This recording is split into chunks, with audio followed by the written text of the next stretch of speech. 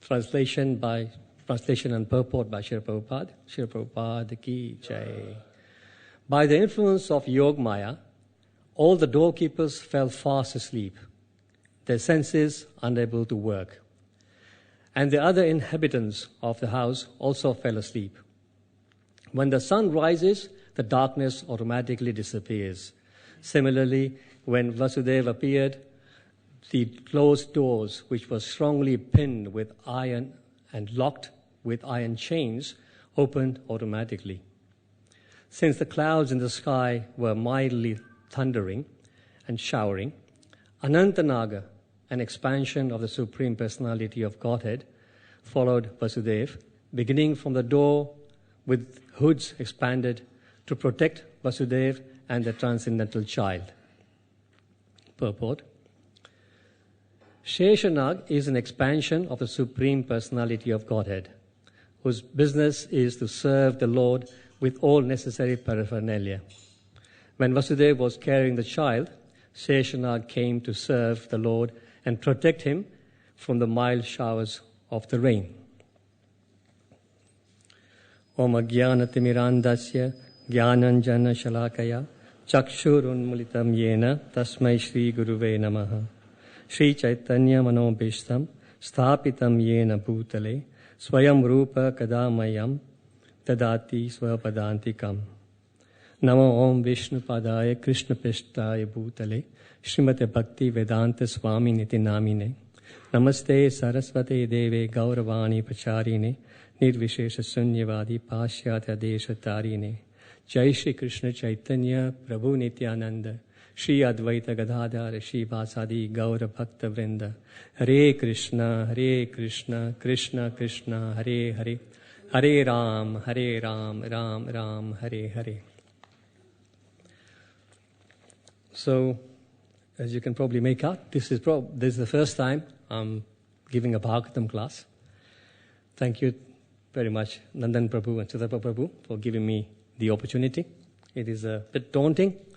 I'm sitting here in front of all of you, who are, I'm sure all of you are far more advanced than me. I'm just a neophyte. So please pray that I can say something that makes sense today. I'd also like to thank my Shiksha Guru, His Grace Radhakanta Prabhu, who all of you know. He is the one who actually brought me to Krishna consciousness, and he is the one who has guided me for all these years. So my sincere gratification to him.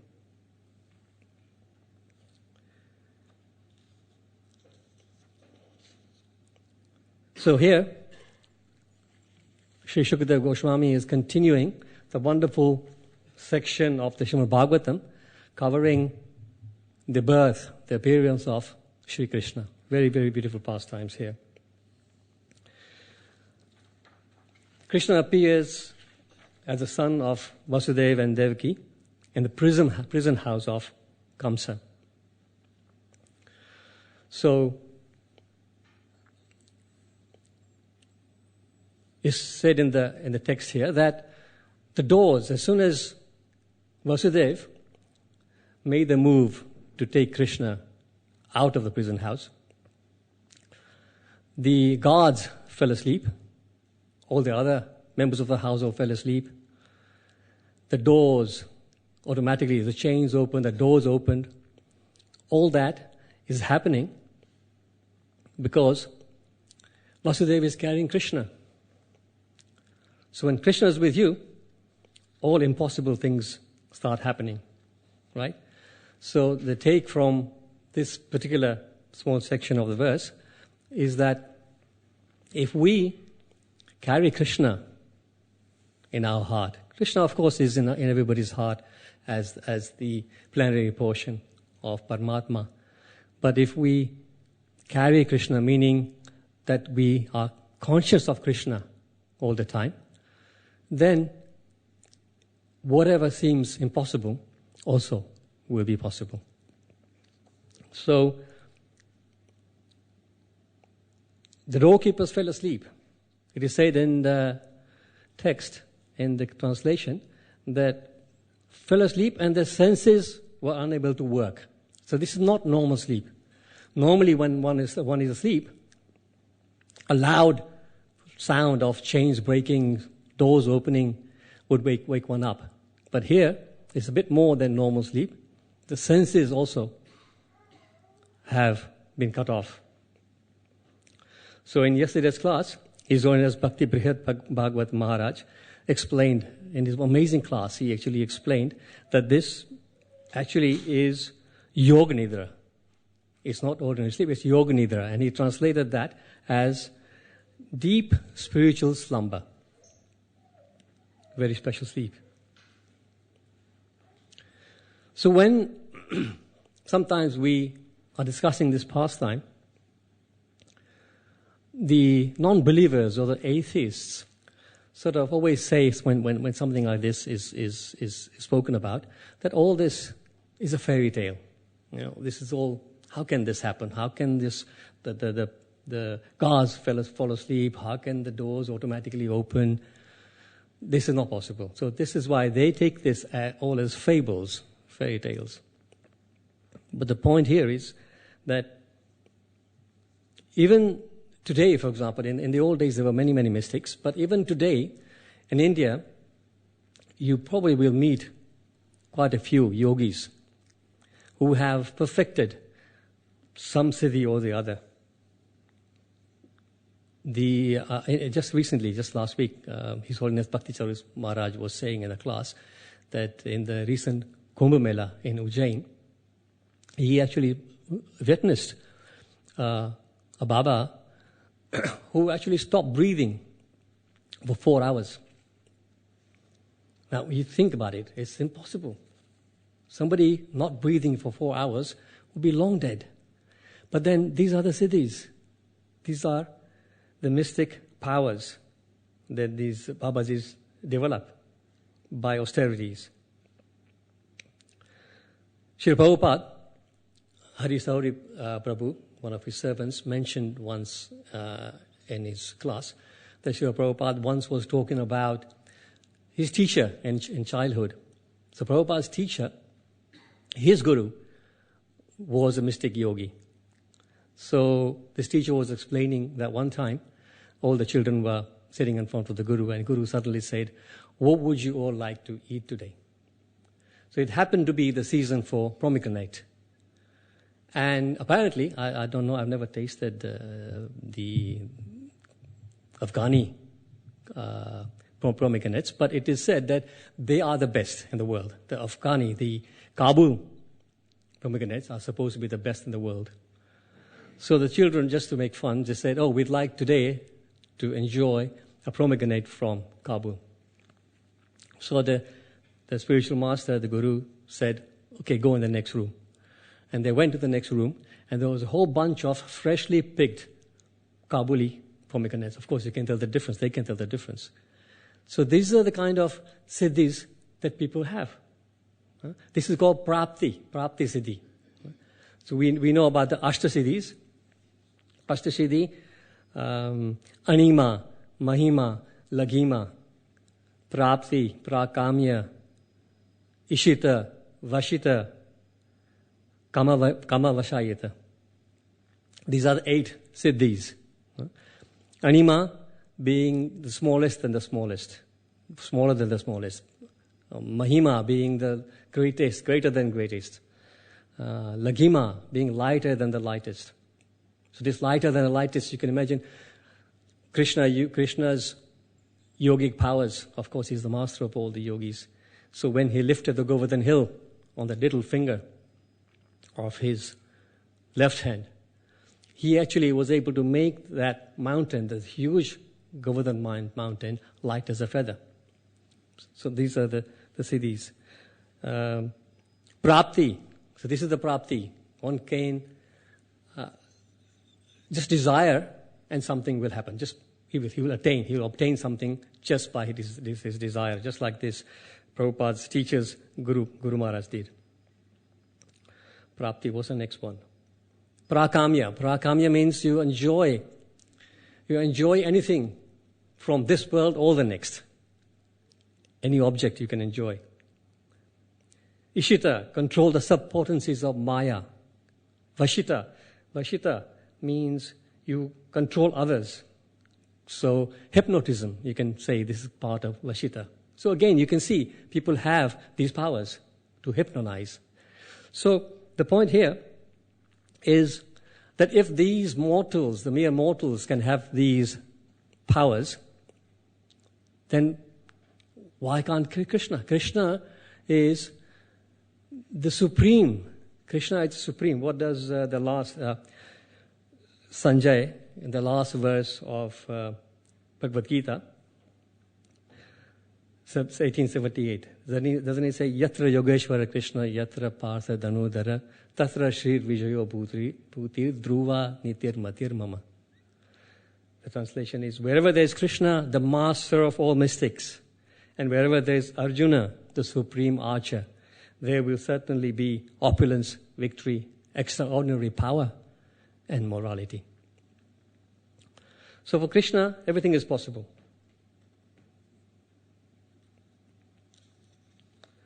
Srila Prabhupada once in India, in the early days, he was asked, Swamiji, can you show me some miracle? So in those days, all these other Babajis, every Babaji used to also always exhibit some miracle. You know, somebody would take some vibhuti out. There was one particular Baba we read about, he used to take gold chains out and Rolexes out, just he used to make them appear, right? So the people in Jammu were used to seeing these extraordinary miracles from these Babajis. So Prabhupada was asked, Swamiji, can you show us a miracle? So Prabhupada points to the American and European disciples standing behind him on the stage, and he says, this is my miracle. But really, when you think about it, Prabhupada's miracle is limitless. Srila Prabhupada, at the age of 69, he leaves India. At the age of 69, I don't think I'll be able to walk. He leaves India, and then in his 70s, he starts working on setting up this mission of Chaitanya Mahaprabhu. And in the short 11 or 12 years, he managed to set up 108 temples around the world. That is more than a miracle. Just amazing feat. My office, a long time ago, maybe 10 years ago, used to be in Hanger Lane on the 5th floor. And I used to overlook Ealing Road from a distance, but I could see the construction, the current Sanatan Mandir on Ealing Road, the Hindu Mandir, the new one. So that was being constructed.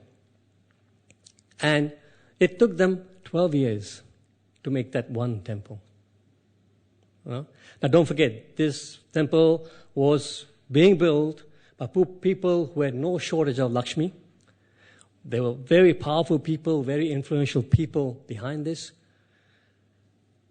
And they knew the ropes in this country. They knew the systems, how to make things happen, the planning permissions, etc., etc., etc. Despite that, it took them 12 years to build one temple. And Srila Prabhupada, he traveled to all these different countries, completely foreign to him. He did not even speak the languages. He did not know the systems, how to do things there. But 108 temples manifested. Isn't that a huge miracle?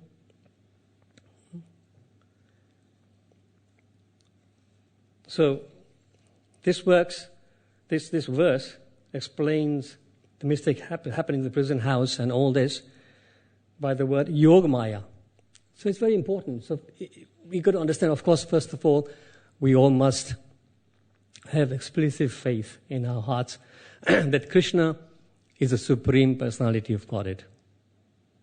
And then once we know that, we're convinced of that, then we know that Krishna can do anything. Nothing is impossible. There's a story about Narada Muni and the cobbler. Krishna, why can't Krishna pass elephants through the eye of a needle? Krishna can do anything. So, Krishna uses, as this text mentioned, Yogamaya. So Yogamaya is Krishna's spiritual potency.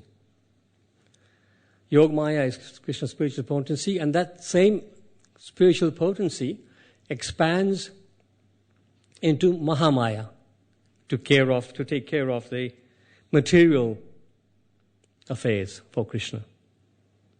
Same energy, Krishna's energy. Prabhupada gives the analogy of electricity.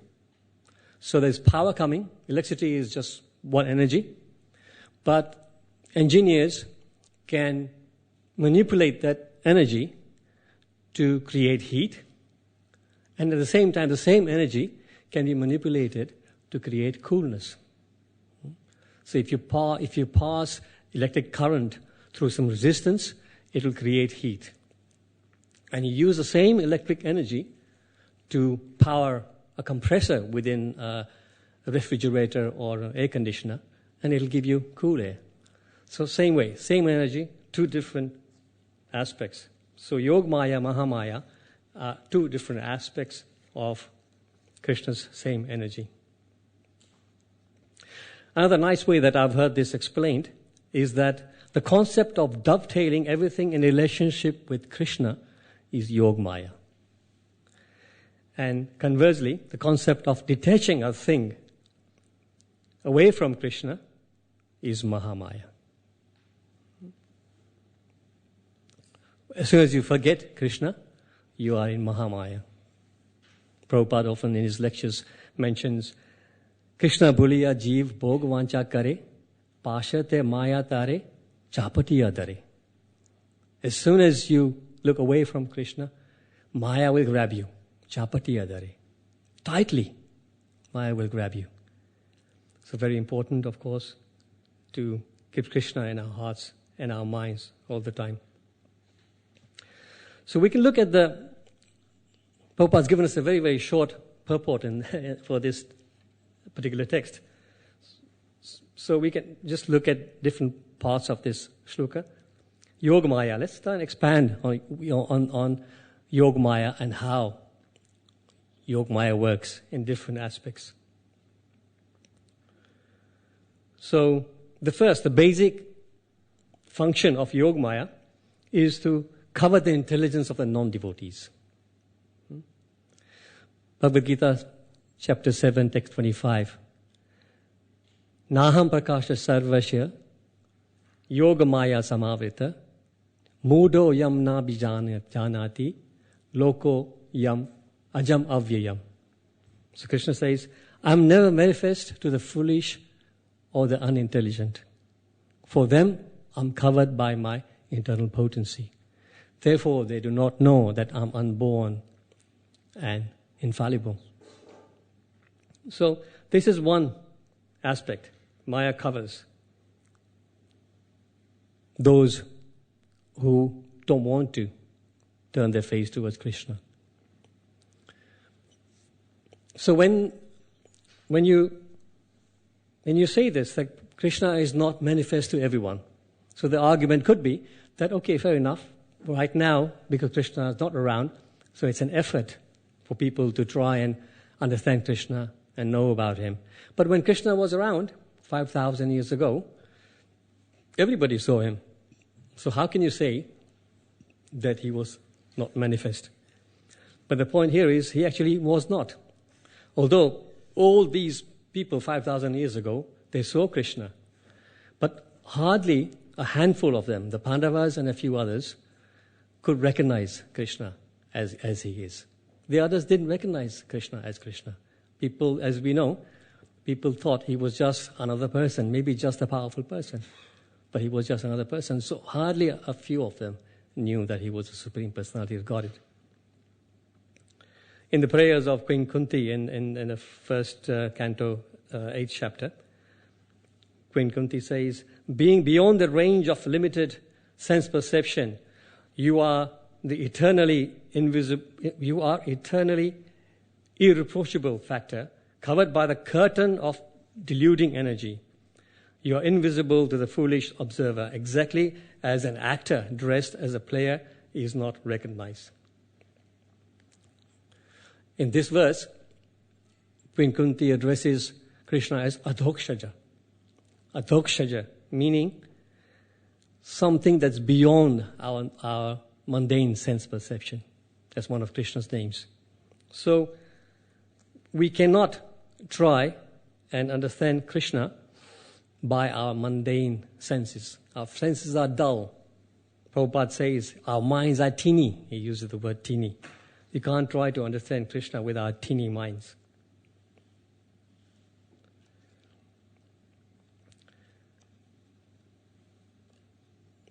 So, looking at it another way, this particular situation where Krishna makes people forget or not recognize him, we can say that this is, again, one of Krishna's mercies, because Krishna has given every living entity the minute intelligence, right?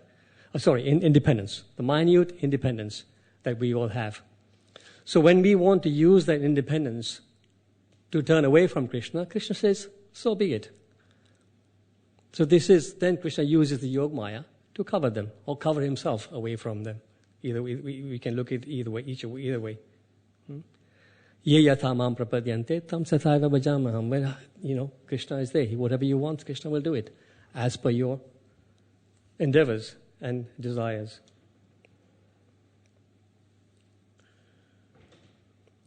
Another role of Yogamaya, which is the sweeter part of Yogamaya's role, is to facilitate Krishna's pastimes. Very important role. So, for example, the Vrajavasis, they were eternally Krishna's companions. They were not ordinary living beings. So they joined Krishna and they wanted to enjoy the close relationship with Krishna. So Yogamaya, once again, makes them forget that Krishna is the Supreme Personality of Godhead. Because if you know Krishna is the Supreme Personality of Godhead, it is very difficult to have the different rasas. The Madhurya rasa, definitely, Vatsalya, Sakhya. These rasas are not possible. Therefore, in Vaikuntha, for example, our acharyas explain that these rasas are not present in Vaikuntha. Because in Vaikuntha, Lord Vishnu is worshipped in awe and reverence. So there's possibly only Dasya Rasa, which is present there. So in Vraja, the Vrajavasis are enjoying all these wonderful rasas with Krishna purely because Krishna has come. It's not that they don't know. Yeah? They are Krishna's eternal companions. So it's not that they do not know that Krishna is God. But Krishna just, with Yogamaya, makes them forget, or makes them don't care. His Holiness Bhakti Charu Maharaj says that they say, Krishna, I know you are God. But, so what? As far as I'm concerned, you are my friend. As far as I'm concerned, you are my lover. As far as I'm concerned, you are my son. So that is predominant, although they do know that he is Krishna. Bhakti Charu Maharaj also in the class last week here was talking about if you knew Krishna. So like some of the pastimes with the Gopas, when they used to play some games, they would play a game and then the loser would carry the winner on his back. So imagine, so sometimes, this is pastime, so Krishna would never lose any game, of course. Krishna is capable of winning everything. But he would lose because, of course, he's playing a perfect role of a friend. So then the other Gopa would jump on his back, right? And to get on his back, he's putting his feet on his body. So Maharaj says that who would dare go onto the altar and put your foot on Krishna's body? We can't because, of course, we know it's Krishna. But they used to play with Krishna just like this, just as one of their friends. So Yogamaya, because of Yogamaya.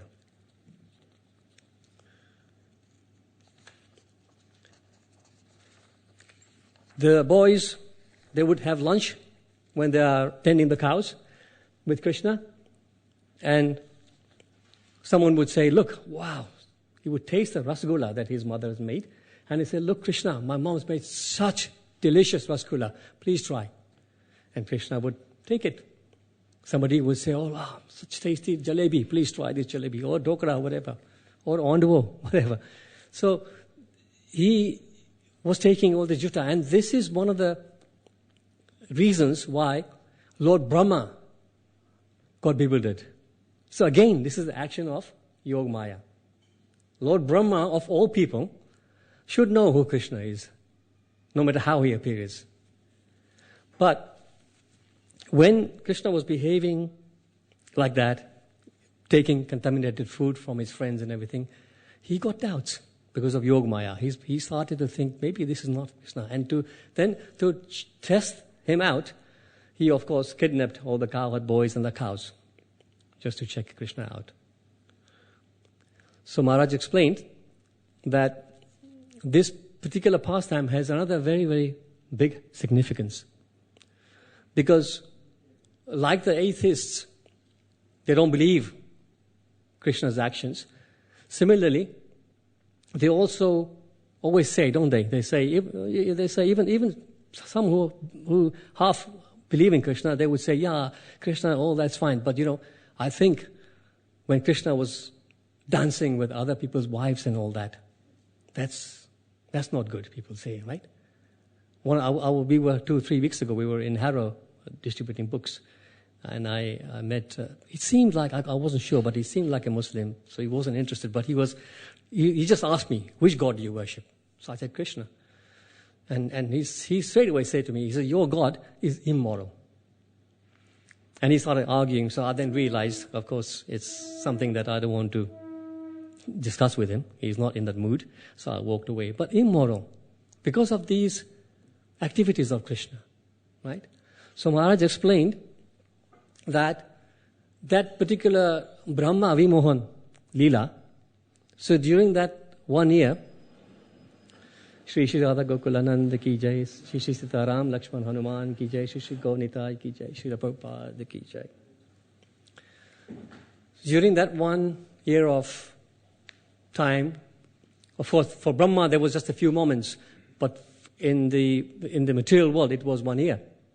And Krishna had expanded himself into all the cowherd boys, right?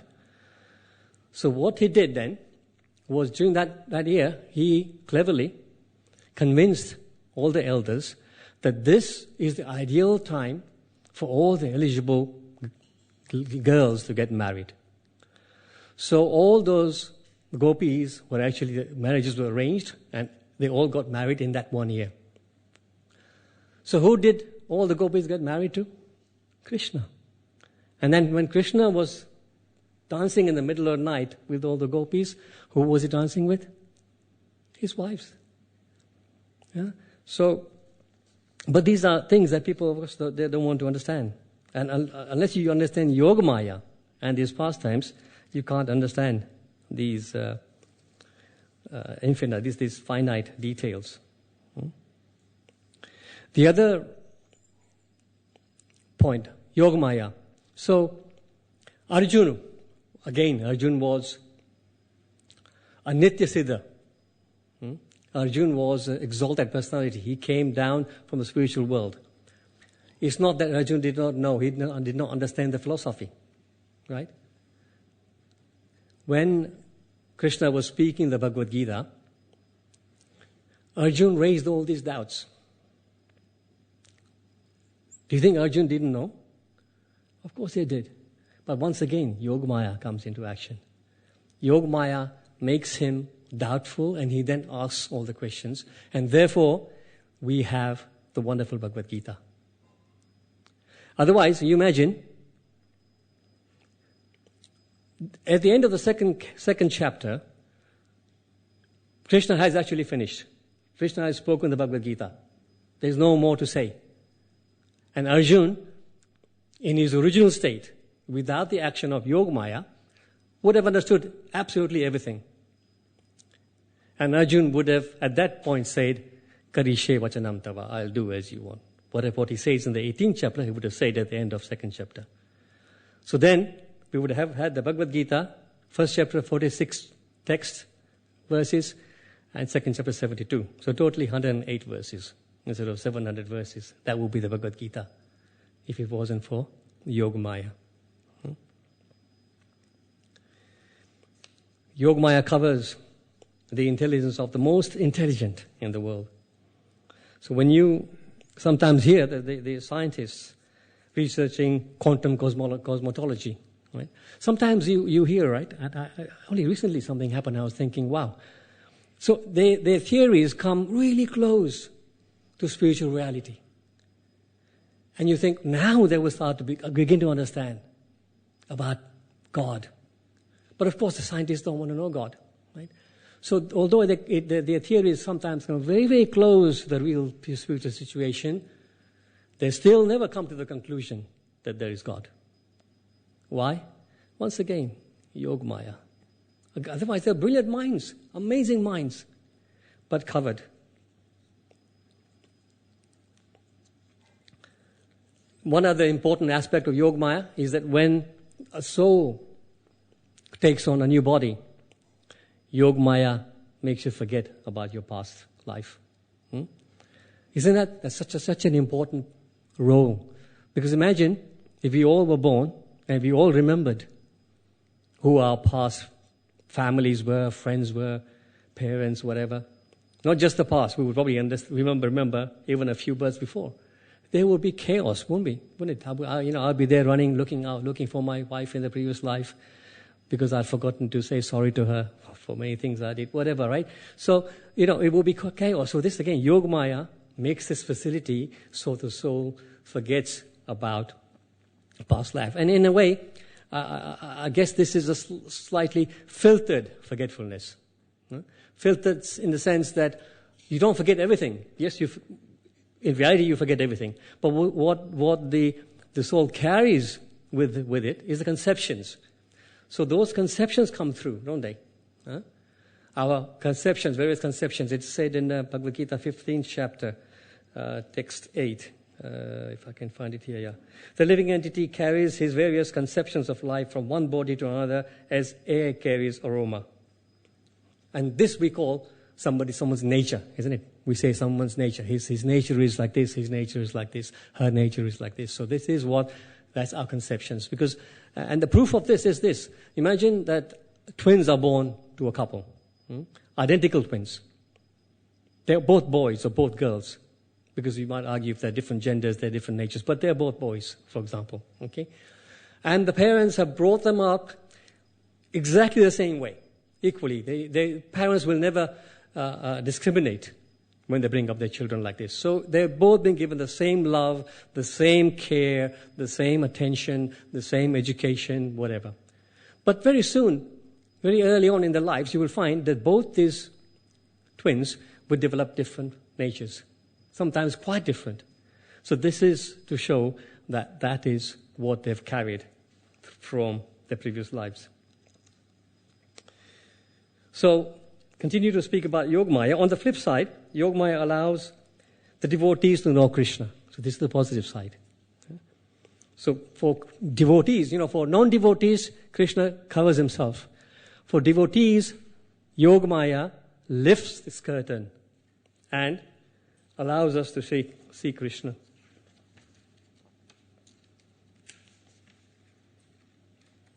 Excuse me. So,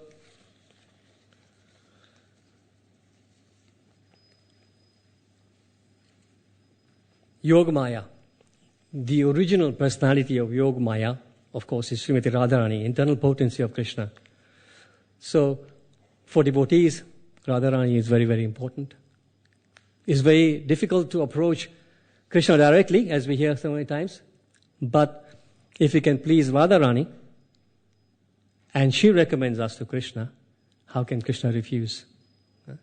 So Radharani, so Yogamaya, talking about that, that's another aspect of Yogamaya.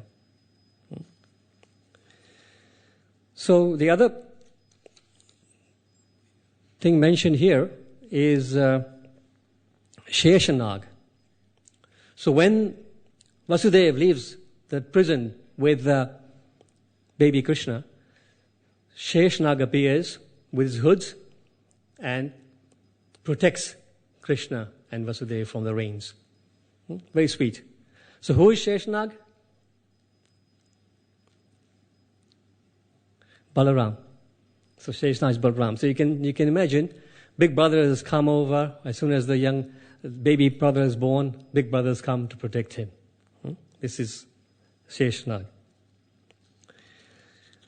So within an hour or two of being born, Krishna is separated from his parents. So this separation, Vipralamba, is a common theme throughout Krishna's pastimes, isn't it? Separation. Krishna's separation from his parents at birth. Krishna's daily separation from the gopis.